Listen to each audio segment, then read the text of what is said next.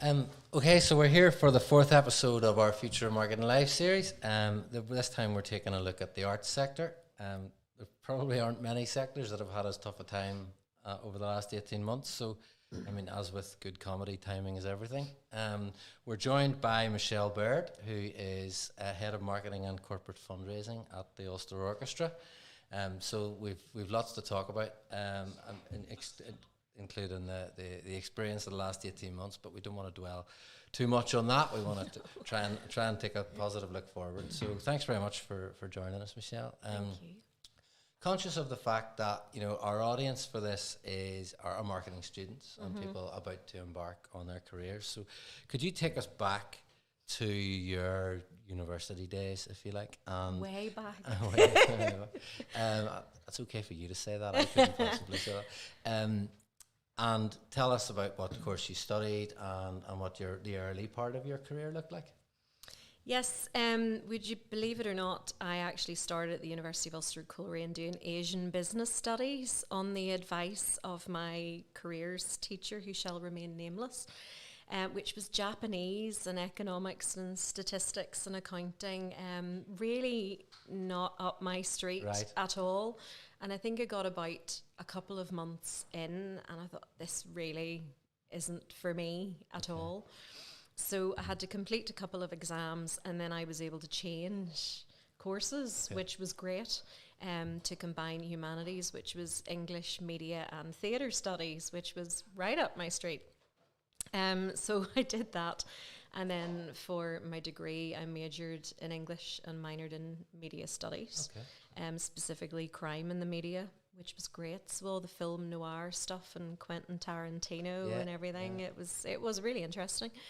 And then I went on to Jordanstown and did a master's, the MSc, CAP, Communication, Advertising and PR. Right, okay. When I graduated there, I found it really hard to get a job. Really, really hard to get a job. And just for everyone, there was no internet. There was no social media in the 90s. I was at Coleraine at exactly the same time. Best time of my life, I have to say. And I did the same. I started doing a theatre studies degree, actually. Oh, right. Against the advice of my A-level theatre studies teacher, who told me, I used to be in the youth lyric and stuff whenever I was sort of at school, and I loved it. I loved the community element of it. I loved the performance bit. And he said, but you do this because it's good fun, you know, don't study it. And I was 17 and I thought, nobody knows me. Yeah. I know better than everyone. Yeah. So I'm going to go to Coleraine and do a theatre studies degree. And I did exactly the same thing. I switched after 2 months to a combined humanities degree where I did European studies and media studies. And I remember Lecture Theatre 1 down in the old Students' Union where they did I remember watching Casablanca was one night. I had to watch that as well. And Double Indemnity. And the film and the noir, Untouchables. All of those. So there you go. That was longer ago than we'd care to remember, probably. I know, but we've fond memories of seeing Two Unlimited in tracks. So anyway, yes, struggled to get employment. And I wrote out to lots and lots of people at the time, and the lovely Brian Carlin, who was marketing manager for Belfast City Airport, actually brought me in for 6 months to help him do marketing of the city airport. I think Brian is now at the international airport as the chief exec, but that was fantastic. So I was interviewing passengers and doing surveys and doing, again, there was no social media, so it was a very different kind of marketing. And then I was lucky to get my first job, which was with the Woodland Trust charity, who were just setting up in Northern Ireland. So there was only 3 of us. I was the 3rd member of staff recruited, and that was as a marketing and fundraising officer, and I was there for 4 years. Right. I'm still in touch with Patrick Craig, who was my boss, and he actually wrote my character reference for the job that I'm in now. Very good. So yeah, I remember having meetings over pints in the Imperial Bar in Bangor because it was just down the road. I'd imagine that, I mean, if you think about how times have changed, I suppose, you know, I mean, the Woodland Trust is everyone knows about the Woodland Trust now because of the climate emergency and you know, they've the positioning wise, it's fantastic, but 30 years ago, it, it was a different story completely. Yeah, I mean, I was there 97. I started with the Woodland Trust, and it was brilliant. Yeah. It really was, because I got to do all the PR, the fundraising campaigns, all the event management. It was just such a broad job. Yeah. And then the head office was over in England, so it was back and forth over there and meeting my counterparts all across the UK. And it was really, really good in developing my skills and my confidence as well in your first role. Okay. I mean, and I know now in your role with the Ulster Orchestra, and having spoken to you a few times before this, obviously, you know, you're a voiceover artist, you have your Soda Pops, is it a 50s? It's a 50s band. 50s band, and then the Leading Ladies as well. Yeah. So performance is obviously a thing for Michelle. Oh, yeah. Was it sort of inevitable that you were going to end up in the sector? I hoped it to be. I mean, I've been on the stage from I was 5 years old, singing and piano and ballet and all of that sort of thing. And even when I was at university, I was in Portrush Music Society, and I'm still in touch. Was that with a lot of them? Do the thing in Waterworld, was it? No, they did the Riverside Theatre. Yes, okay. I went to a few of those myself. Yeah, that was my first lead role, was Reno Sweeney in Anything Goes when I was a skinny 19-year-old. It's strange how a career can progress, and for most of it, I have tried and failed to get an arts marketing job. Okay. Would you believe? And I remember years ago, somebody had said to me, "But what would your dream job be?" And I said, "Oh, doing something like marketing for the Ulster Orchestra would be great." Yeah. And here I am. It took a while. It took a while to get there, but it was the right time. Okay. It was the right time. I had the right maturity and knowledge and mindset, I think, to get it.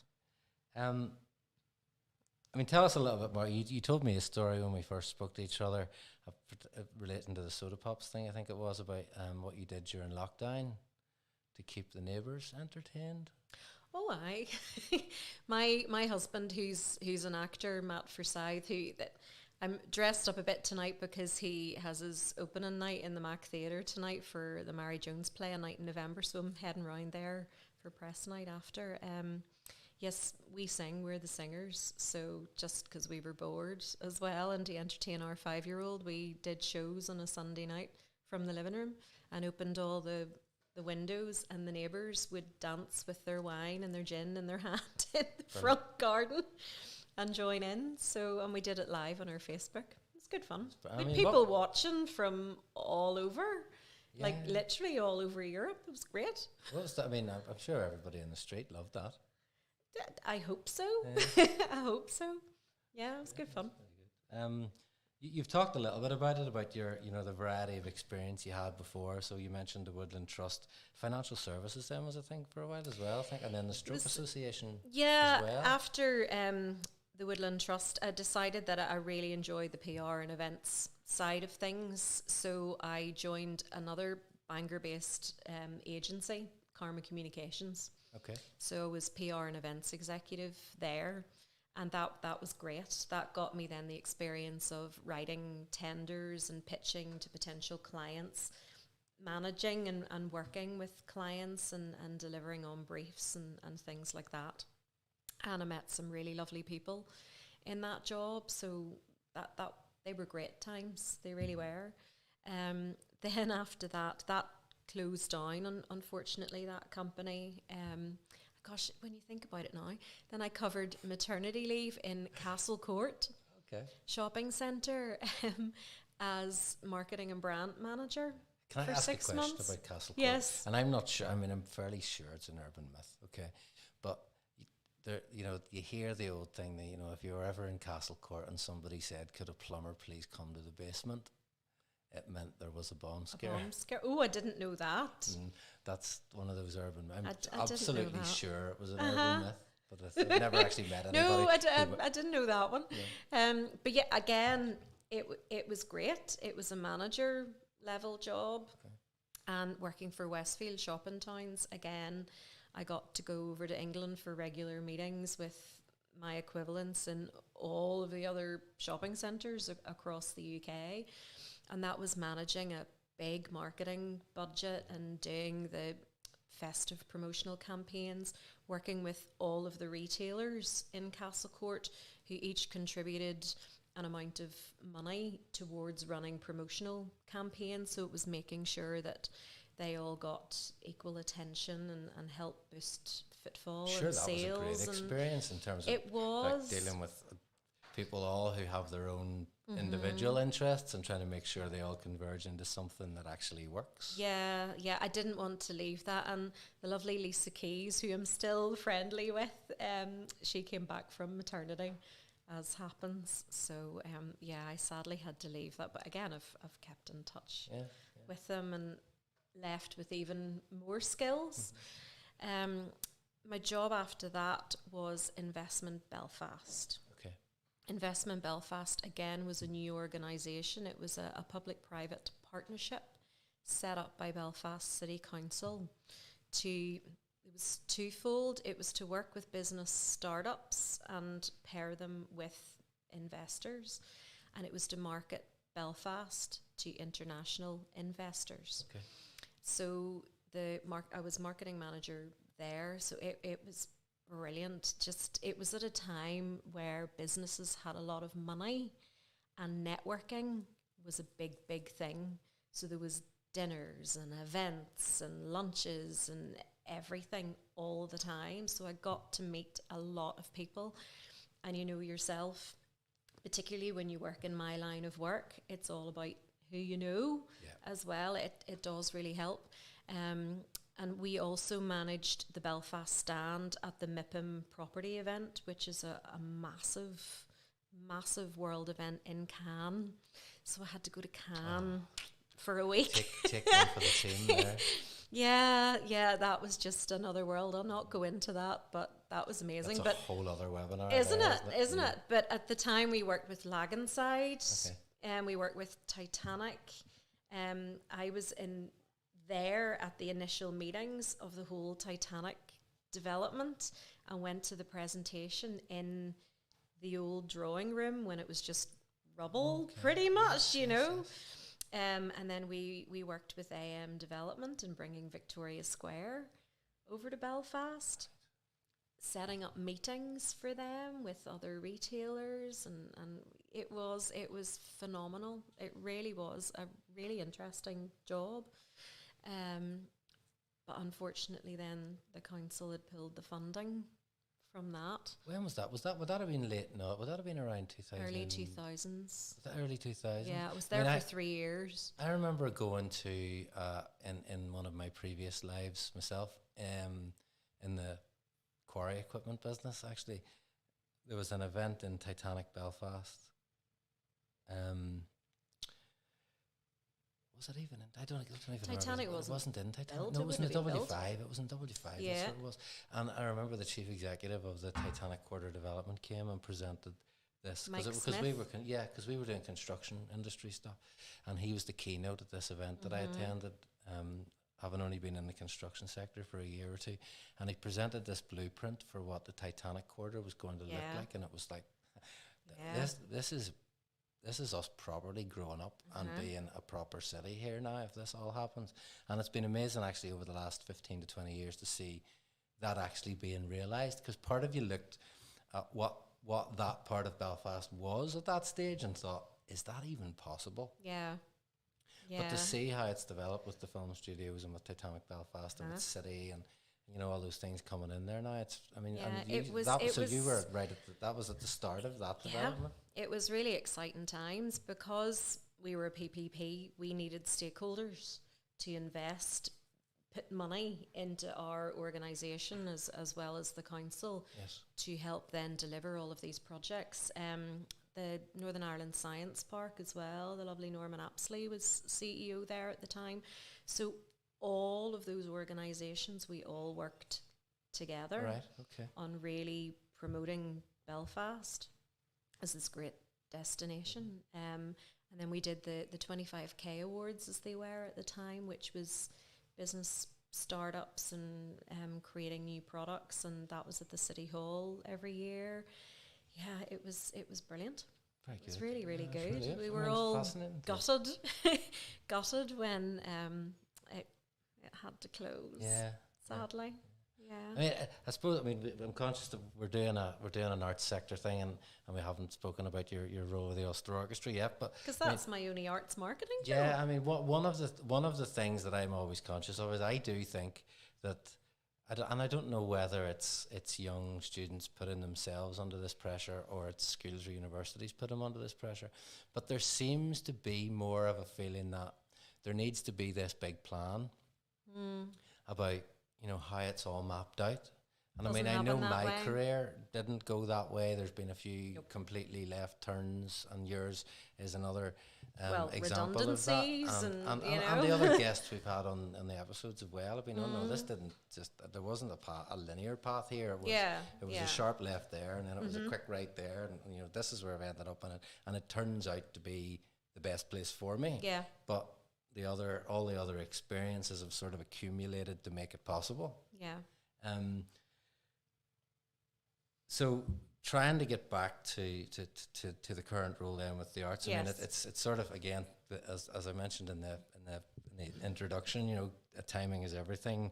I was particularly proud of the announcement, and I don't know whether I should be because I didn't have any part in it, but that Belfast just got awarded the UNESCO City of Music thing, and I mean, music's been a part of my life forever. I was mentioning to you before, my mum was at the first ever Ulster Orchestra concert in the Thrupney Bit, which for a lot of our audience, they'll be like, they don't know where is that the is. Thrupney Bit? No. It was that weird shaped building beside the King's Hall in 1965, because she was a cellist, and her cello teacher was in the first, when it was created, the Ulster Orchestra. I think it was 1965. I stand to be corrected on that, but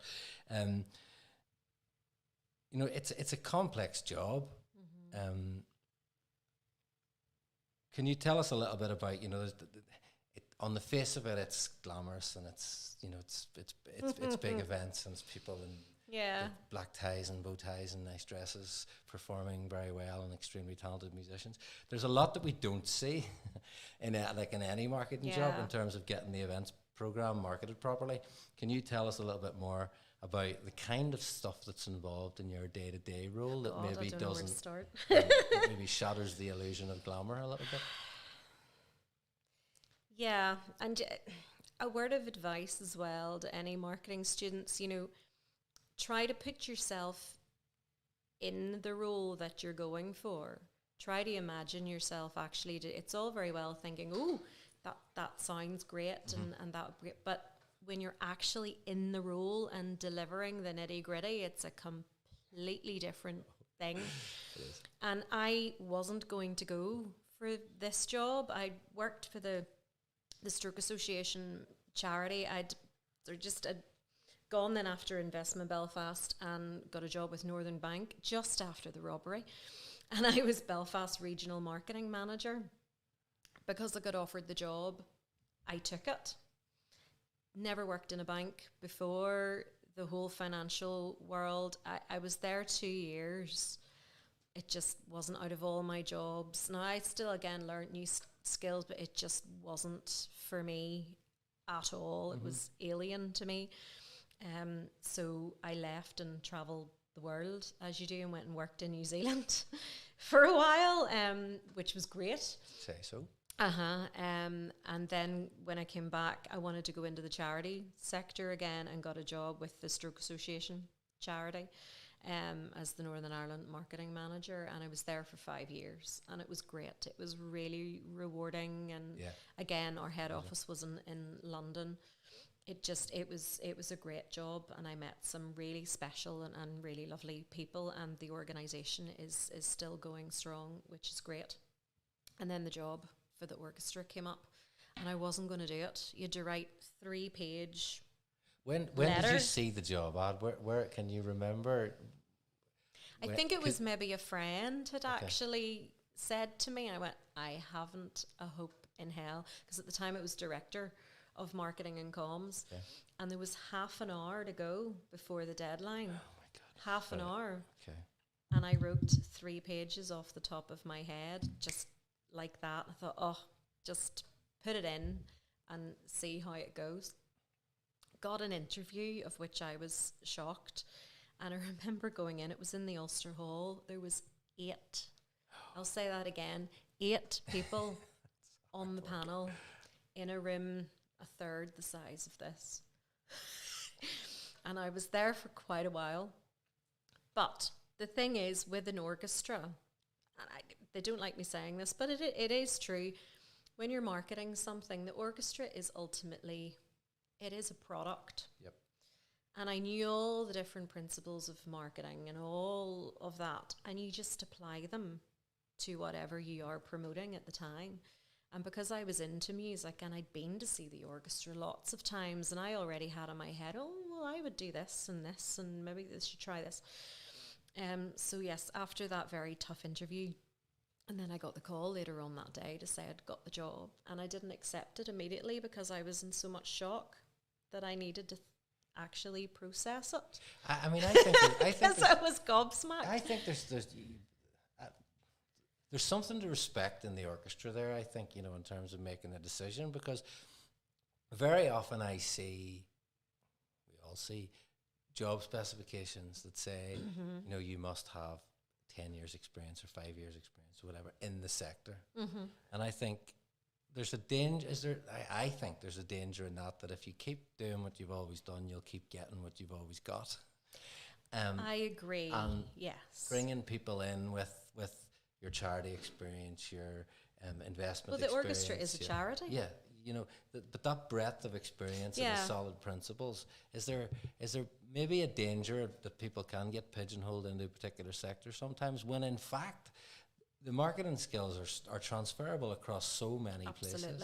Because as long as you're applying the solid principles. Well, look at all the different industries I've worked in. I've worked across every sector, and it's given me a really well-rounded bank of experience and knowledge.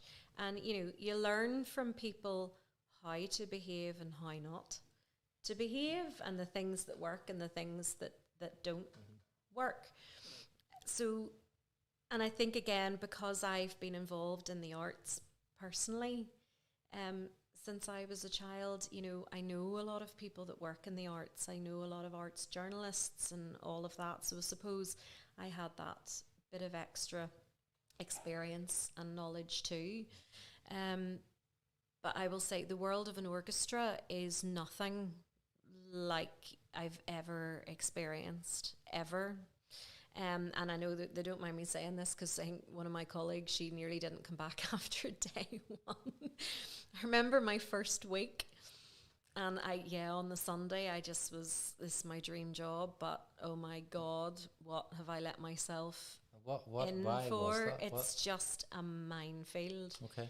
People have no idea. I mean, you have 63 musicians in the orchestra for a start, and then you've got all the admin side of things, but it was all the processes and the protocols and the ways that you had to remember to do things, and the volume of work was just nothing that I'd ever experienced. And what size of a team are you talking about with the orchestra? Well, in my team there was 3 of us. For the last year and a half there's only been 2 of us, and that's been tough. It's back up to 3 again, and that's just marketing, and we do marketing, advertising, PR, it's a fundraising, deal with the subscribers, box office. It's a big remit. I mean, you mentioned there the last 18 months. We're back open again after COVID. I'm going to my first gig, if you can call it a gig, tomorrow night in the Telegraph building. And I'm stupidly excited about the fact that, you know, being let out again. Yeah. Can you take us back to? I mean, I've been a regular attender at music events and theatre events and things. Yeah. And I know I felt like something's been missing for the last 18 months because of the opportunities have been taken away from you. Yeah.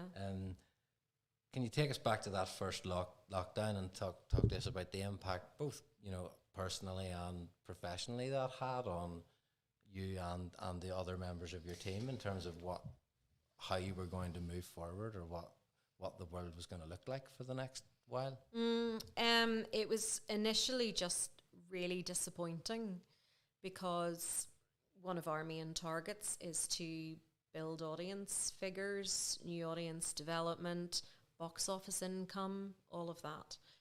We were doing so well, and think back to say it was the 1920 season, because we run in seasons from September through to the end of May every year, and everything had pretty much sold out. We were having one of the most successful seasons, and then that was it. We got the info that everything had to shut, and we had 7 or 8 concerts left, which obviously we couldn't go ahead and do.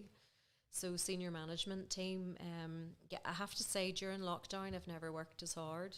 Mm-hmm. It was much, much harder, because everything, as you know, it's email, phone, Zoom. You can't just get up and walk across the room and have a chat or shout, as I would regularly do across the room. So it was like, well, what are we going to do? So we're very lucky in that. So letters had to be written out to everyone that had tickets for the remaining concerts. And I have to say, the wonderful public, a lot of people donated the value of those tickets and didn't ask for refunds. Good. Because that was income that we really needed. Yeah. On the digital side of things, the orchestra we've done the usual social media, Facebook posts, Twitter, Instagram, didn't really do a lot on YouTube. And again, around filming and licenses and player contracts and all, again, that's another minefield. Sure. But we had to do something to maintain engagement with the numbers of people that we had built up, and to try to expand our reach, and just to keep the orchestra in the mind's eye of everyone. And I was actually speaking at a social media conference, Belfast, a while ago, and we produced a highlights video of everything that we did during lockdown, and I still watch it and go, wow, we actually did that. But it's totally changed our way of thinking. I mean, our players were producing videos in their home.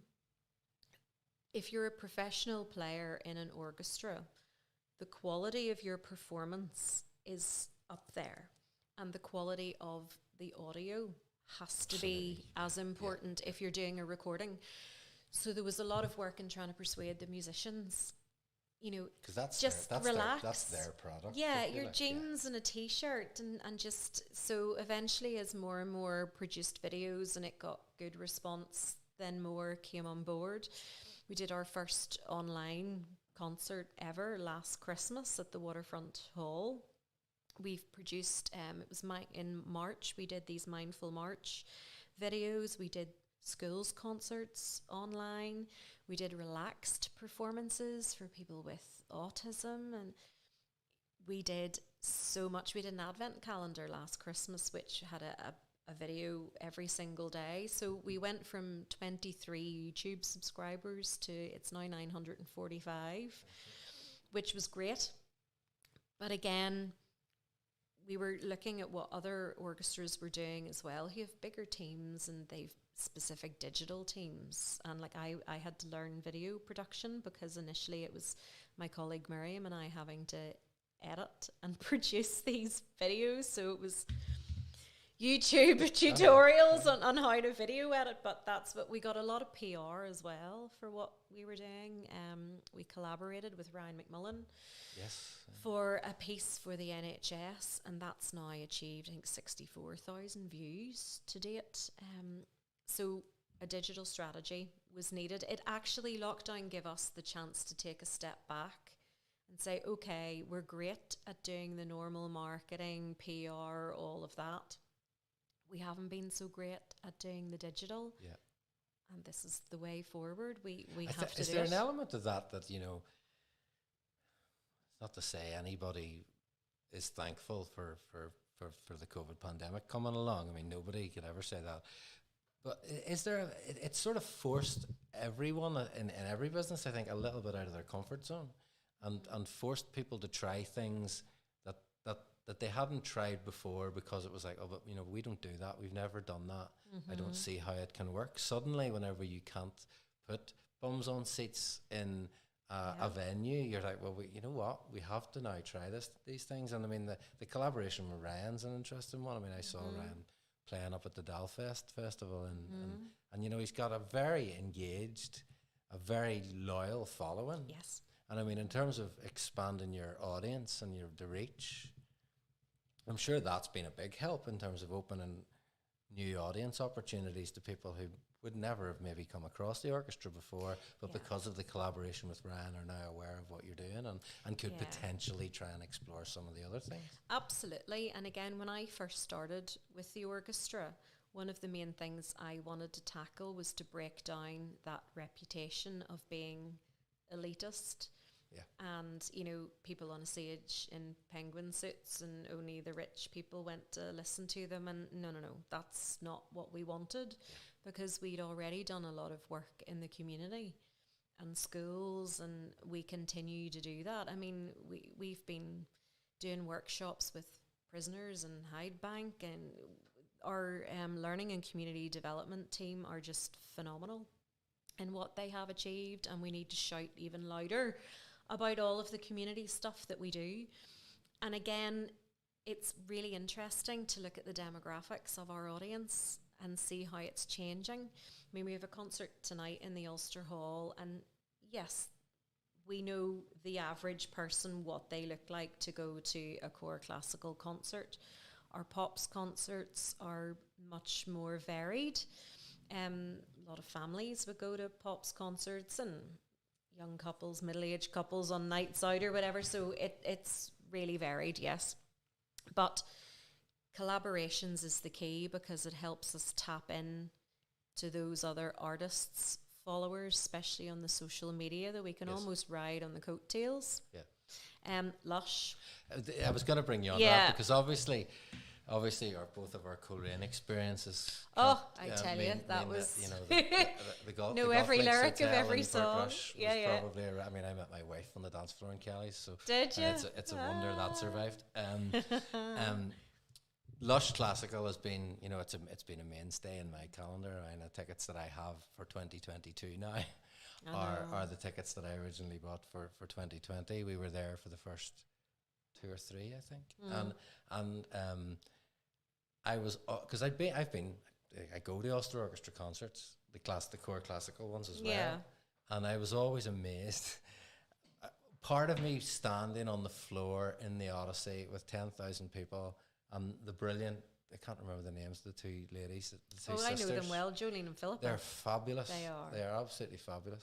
The whole performance, and you know, I was almost paying more attention to the faces of the orchestra musicians to see, because the reaction they were getting, you don't get that reaction. Well, in the Ulster players Hall. have said they feel like rock stars, and quite rightly too. I mean, that for me was a brilliant collaboration.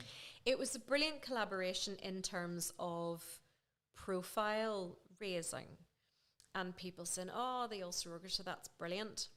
The amount of crossover from people going to Lush to people going to our concerts, it's quite hard to measure. Obviously, we've tried, you know, and it would be great if they all decided to come to Ulster Orchestra concerts, but you're never going to get that. We were also the band, as we say, for an ABBA show in the SSE as well that I went to, which was great. But on the collaborations front, we're trying again to be more tactical And we just launched our new online series called Salon Sessions. And that's purely online. And that's small ensembles of the orchestra working with a variety of different artists, from poetry readings to singers, songwriters. The first one went out and it was with Niamh Dunn, who's in the band Bioga. And she had written four songs that we arranged. Okay. And then they were performed and recorded in Titanic Hotel and put out on YouTube. Is that in the drawing room they do that? Yeah. And it was lovely, and it was great, and it was something really different. So not only is it helping us expand our audience, but we want to then work with local artists and help give them a platform and help boost their careers too. And is that the key? I mean, because there is that, you've mentioned it, that traditional view of the orchestra audience. I mean, does it really matter if the people who go to Lush Classical don't come to the Ulster Orchestra to hear Messiah at Christmas? Well, they're not going to do that. Mm-hmm. It would be nice if we could try to get them across. Yeah. But I think Lush is more of a profile event. And I mean, I want to bring you on to the next one next week. And there's a number of things that fascinate me about this, about the Mass event. Mm-hmm. The first is obviously the collaboration with Conor Mitchell. I mean, I've had some dealings with Conor as part of some work he's done with Arts and Business NI and Herbert Smith Freehills, in terms of they did a program a number of years ago, Intermezzo, where they employees got the opportunity to learn an instrument for a year, and the senior management team had to learn to conduct the chamber orchestra. And I mean, we filmed that, and it remains one of the best days of my life in the music room at Queen's. The whole experience for everybody involved was great, for the musicians, for the HSF staff, and Conor was brilliant, as he always is. Another part of that really interests me is the venue for it. I mean, it's in the Telegraph building next week, and can you tell us a little bit about how that's going to be organised and the immersive nature of that? There are no seats, am I correct in saying, and it's people are moving throughout? To be honest, I don't fully know. I leave that bit up to your artistic team. I just work with Outburst and Conor's guys and promoting the fact that it's happening. Conor's great, and again, this is an area that the orchestra hasn't really delved into before, but it's important. It's important that we're seen to work across all different sectors and all different types of music forms. Yeah. And I think the players are definitely very excited about it. I mean, even the promo stuff looks amazing. It really does. Looking forward to seeing it. Yeah, no, it should be really good. You've mentioned it before. You know, you're working with a large group of professional musicians. Can you talk to us a little bit about some of the challenges that brings in terms of, you know, getting your ability to create content and do the marketing job? Ooh, I need to pick my words carefully. No, I have to say, the players in terms of, you know, asking them, can you come along and do a photo call here? Can you do a piece to camera for us? They're great as long as they're briefed and they feel comfortable with what they're doing, and one of my team would always be there with them to make sure that, you know, everything was going smoothly. There's been no issues there at all. Great, good. Go on, trying to get under the bonnet a little bit now, away from the performances, and understanding the challenges of the marketing job in the arts sector. So, in terms of the audience, we've touched a little bit on it in terms of the diversity of those different audiences, from the core audience, if you like, and then the collaborations. How do you go about? What sort of tools do you use to understand the audience and the collaborations and events that you can put on yourself that help sort of meet what the audience expects from you, but at the same time pushing it a little bit to new areas and hoping that they sort of come with you? Again, that's the senior management team. I would work very, very closely with Patrick McCarthy, who's our head of artistic planning and operations. So he's the one that does all the programming and liaises with the artists, and then we would sit down like we're doing. We're about to launch the second part of the season. We decided to split the season into 2 this year, just in case, we'd be in lockdown again. So we're having to launch the second part of the season at the end of this month, as well as promote Christmas and all of that. It's a bit mental at the minute. But we would sit down and he says, right, I'm thinking of this person at this time, and do you think that would work? And what do you think about this? So we talk around key times in the year and what the programme would look like if we can put something in as part of a festival, which always helps as well. Our pops concerts, what are we going to do? What's the really key ones that will bring people in? And once all that is agreed, then we think, right, what do we need to do to promote each of those? So every single concert has its own marketing strategy, so to speak. And we do our initial launches, and then if something's not selling as well as we would want, then you just give that a wee boost with it. So it's evolving all the time. All the time. You might not want to answer this question, but I'll ask it anyway. We work in the creative sphere ourselves, and do you have to sell your soul sometimes in terms of the program you're putting on because of the pressure to put bums on seats? Never. Really? Never. Quality is really, really key in the orchestra. And we want the best solo. This is genuine. We want the best soloists. We want world renown. And my colleagues, if they're listening, we have a joke. All the different terms when you're writing copy for stuff. Well renowned, critically acclaimed, award winning. There's all those different ones. But we want all of those people to come to Belfast and perform in Belfast with Northern Ireland's only symphony orchestra, because that's a big deal. And the same with conductors. It's a very well respected. I mean, we're very good in this part of the world, particularly about talking down the work we do in a whole lot of areas, but it is a very well respected orchestra. I mean, the fanfare for the makers, I hope I've got the name right there, that was a Monday night. That's on Radio 3 tonight, isn't it? It is, yeah. And I mean, that's pretty regular, you know, that, the broadcasts that the orchestra does. So is that a deliberate positioning decision that, quality reigns everything, and, we want to be respected as a performing orchestra, and to maintain those high standards despite pressures maybe to do a program that maybe the musicians don't really find as challenging as they would like? It depends. We've tried different programs as well. You can churn out your Beethovens and everything, all the popular ones, but that's not challenging to anybody. Yes. And our regular concert goers would get bored listening to the same thing. So we've now tried to adapt. If we tried something new, but then combined it with something popular and well known in the same program, so you're appeasing everybody, and that tends to work well. And then some of the pieces as well would be on the syllabus and the curriculum of music students, which is great because we get then hordes of them coming. Yes. And sometimes we can arrange a meet and greet with the soloist or the conductor.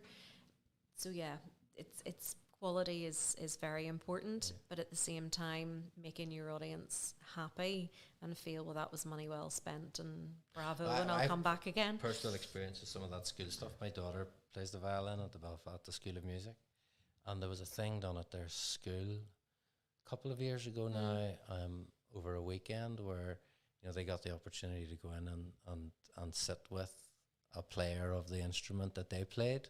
Yeah. For an hour or two on a Saturday morning. Yeah. And I mean, she, trying to get teenagers to practice their musical instruments sometimes is bloody hard work. I know. See, the week after that, Yeah. the violin was very rarely back in its case. You know, the inspiration that gave her to keep going. You know, Yes. and seeing, almost being shown what she could do. Yes. Because I remember going to, my son plays the drums, and I remember going to a drum master class in the basement of McHugh's with Ralph Roll from Chic. And, you know, we'd been telling my son, practice, practice, practice, practice, practice. And this is your dad saying it, so I'm not listening to you anymore. Yeah. And we went to the basement session in McHugh's, and Ralph Roll said, you know how I'm this good? Because I've been playing the drums for 40 years, and I still practice 5 hours every day. And for the next week, the drums never stopped being played in the house. It's like, because it wasn't me saying this anymore. It was someone who he aspired to be like saying it in some more. So is that an important part of what the orchestra does as well, in terms of, you know, that's the future talent pipeline, isn't it, that's coming through? Yeah, and absolutely. Come and Play's been really successful, and we're only wanting to develop and grow that even further. One of the other things that we're starting to look into, a bit like what Connor sort of did as well, is like business corporate workshops and experiences.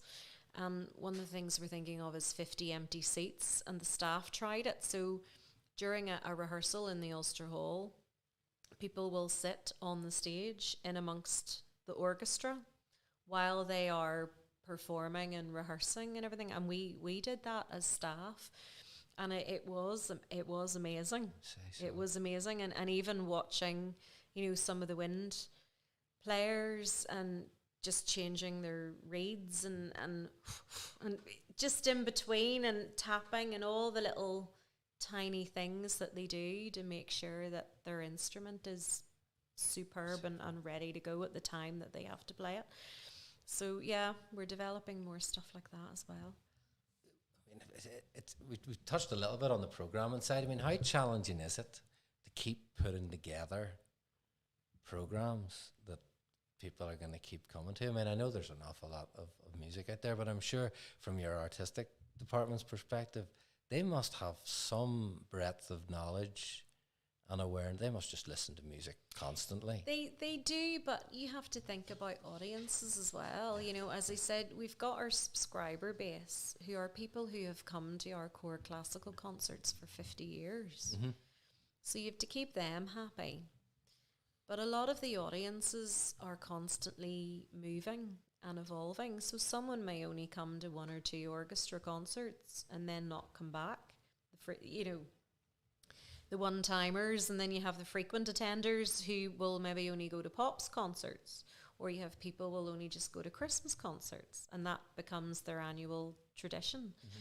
So there's all those different audience types, so you can't just keep doing new stuff all the time. Mm-hmm. You know, I was just about to say what we've got planned for next year, but I can't yet until it's launched at the end of the month. Messiah is an example. I had a conversation with my mum last night, and I mean, I think she's been every year since the dawn of time. It's the same with the Snowman, the Snowman family concert, and you'll get people coming. Maybe you'll get 2 years out of their child's age group, and then they'll move on and they'll go to something else. But behind them are coming more people when their child or the right age. So it just keeps going. And I mean, those concerts are almost sold out already, thank God.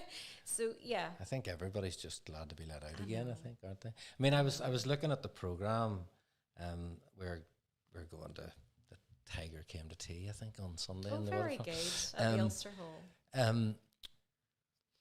And, you know, fanfare for the makers and mass. And I mean, I was on the Ulster Hall, Waterfront Hall sort of booking website, and the intensity of the programme actually that's been put together since things have opened up again on the 31st of October is phenomenal. But a lot of that's rescheduled. Yes, yeah. But I mean, that puts some pressure on the performers, who are very quickly moving from where maybe there was a longer... Is it the case that there would have been a longer gap between those performances, and they're now just happening right on top of each other because of the pressures of rescheduling? It was hard to get dates in the halls because of the amount of rescheduled performances. So it's pretty intense at the minute, I would imagine. It is, but what we've noticed too is that people aren't in a rush to come back because wearing masks throughout is mandatory. Yeah. The vaccine, proof of vaccine on your way in. There's a lot of challenges in the venues at the minute, which doesn't help. It'll just take time.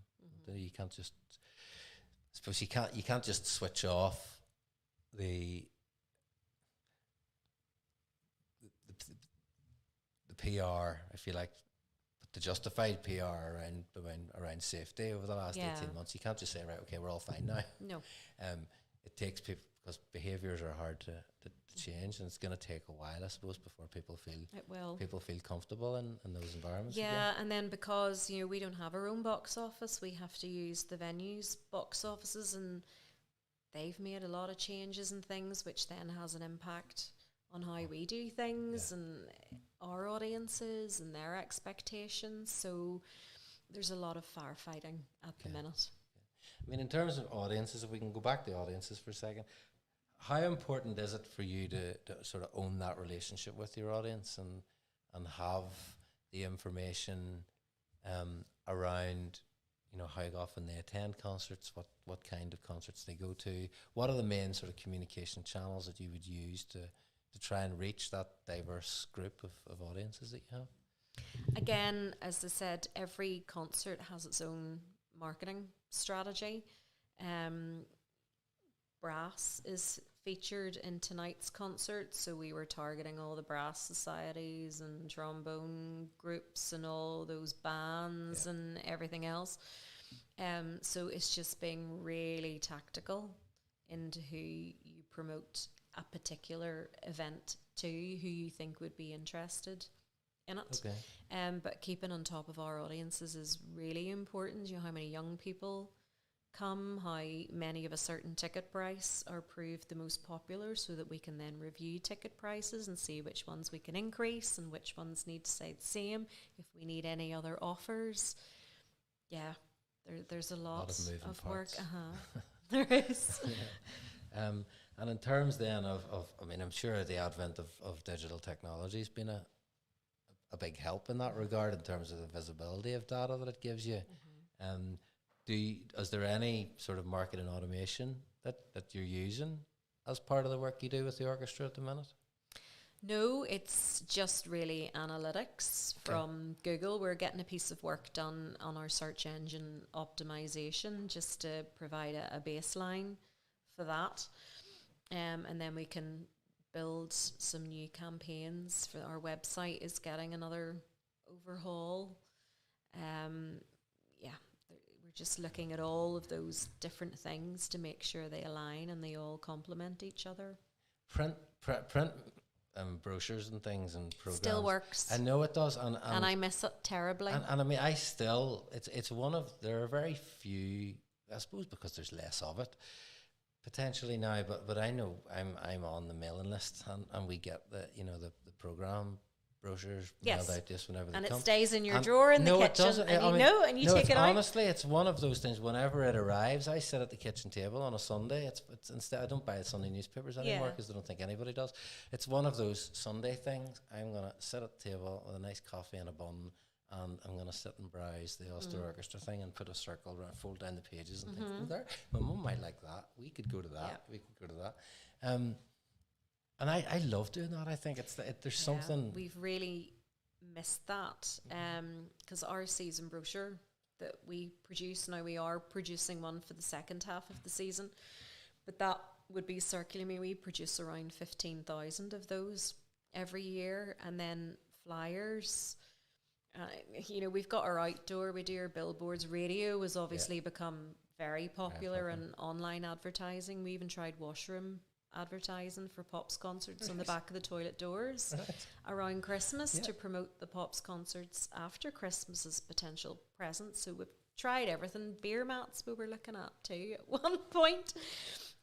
But yes, our flyer distribution always worked really well for us, as well as, and we would produce smaller booklets around Christmas programs and Pops programs and things too. So hopefully that'll all be back next year. Hopefully. I mean, what are your expectations for next year? I know it's how long is a piece of string question to some degree, but I'm assuming there's an expectation that, you know, audiences will gradually come back to the levels that we saw in your 1920 season, and we'll push on from there even next year. We really hope so. Really hope so. We've got a brilliant programme lined up for the second half, and some great artists and guest conductors. So we'll just have to push it as much as we can and keep everything crossed. Yeah. Okay. In terms of our audience, then going back to the general arts sector thing, what would you say are the most important skills that you have to have for you in the role that you're doing with the orchestra? I've written these down because I thought,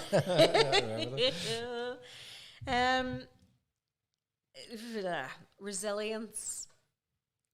You need resilience.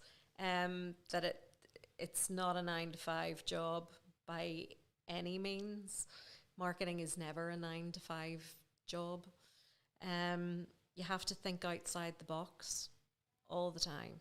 You just never stop being creative, never stop inventing, so to speak. And multitasking is critical.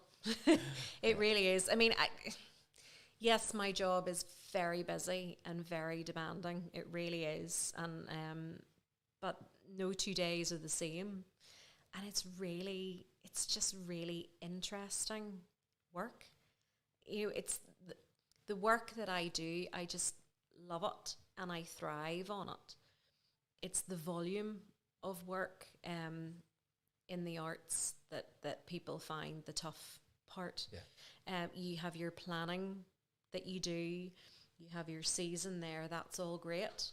But there's so many things come in, even queries from audience members, queries from box office, something happened at the venue, there's something happens with the orchestra itself, maybe one of the soloists has missed their flight and won't be able to attend the concert, right? We'll have to do a notification out to everyone, we'll have to print a notice, we'll have to get someone in, blah, blah, blah. It's just constant, right, yeah. Constant. So you need to be very reactive. You need to keep calm. The swan, I always talk about the swan, calm on the top, and underneath you're going like this. And it's very important to be a good team player. Very important that you respect the people that you work with, and don't think, well, I'm the only one who's busy and Johnny there doesn't seem to be doing very much. Everyone has their own things to do, so you just don't do that. You just focus on your own. But yes, working together is key, giving people their place, making people feel valued and that their contribution, whatever it is not stupid. Throw everything in. And I got that from working in the PR agency. We used to brainstorm all the time with a cup of tea, and you threw in all your ideas and suggestions, no matter if you thought they were dopey, put everything in and take it from there. So yes, I would definitely, people think, and I've spoken to students before, particularly PR students, and they go, oh, it's glamorous and all the events and the networking and all of that. Mm-hmm. Some of it is glamorous. Sometimes the networking just becomes a chore. I was like, God, I have to go out to this event again and small talk with people. But then once you get there, you're fine. Right. But it's a lot of hard work to make those things happen. A lot of hard work. But if you're passionate about it and what you're doing, then you're on to a winner. Yeah. I mean, I think that's true anywhere, isn't it? I think whether it's the arts sector that interests you or the software and tech sector that interests you, if you, it's a bit of a cliche, but I mean, if you wake up every morning excited about going to do it, you're probably doing the right thing. Yeah. Yeah, I've woken up and crawled out of bed and oh, I'm so tired. But yeah, once you get started, you get stuck in and it's grand. And then when you see things happen and you see things that are successful, it's great. Okay. And also remember as well, everyone thinks they can do marketing. And don't rise to it. That's all. Everyone thinks they can do it. That is another webinar entirely. That Isn't it? Okay. Michelle, thank you very, very much for joining us you. tonight. I'm conscious of time, and I don't want you to stand your husband up round at the back. Oh, you're all right. I hope that night goes very well for you. Thanks very much for coming on. We have got another 2 of these webinars happening before we get to the end of the year. So on the 25th of November, we have a PR and comms focus. Brilliant. Where we have Deborah King from King Communication in Newry and Catherine McCluskey, who is the campaigns manager and the head of comms, I think, for the Northern Ireland Housing Executive, joining us. And then on the 16th of December, which is our last one before Christmas, which we may go out for a drink afterwards, we're doing a freelancing episode, and we have one guest confirmed for that so far is Francesca Morelli, who is the co-founder of the influencer marketing agency Vava Influence, and we're in negotiations with our second guest, and we'll hopefully be able to reveal that pretty soon. So thank you again, Michelle, for joining us. I hope everybody found that interesting, and we will see you again on the 25th of November.